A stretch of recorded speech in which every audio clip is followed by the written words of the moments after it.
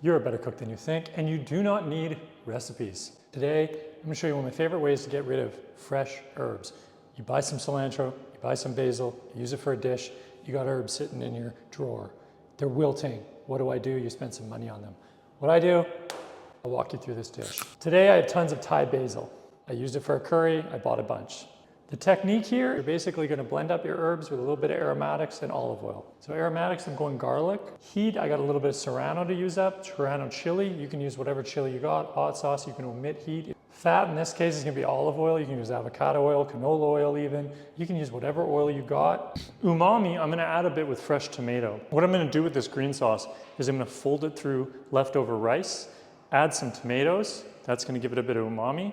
I'm also gonna add a little bit of Kashkaval cheese, which is a Bulgarian cheese. It's quite salty, so I'm gonna call that salt. This could be a feta, this could be whatever cheese you got. If you don't have any cheese, just use a sea salt. I'm gonna add a little bit of chicken to beef out the protein. Super easy, use it up dinner, and most importantly, using up those fresh herbs. Let's make it.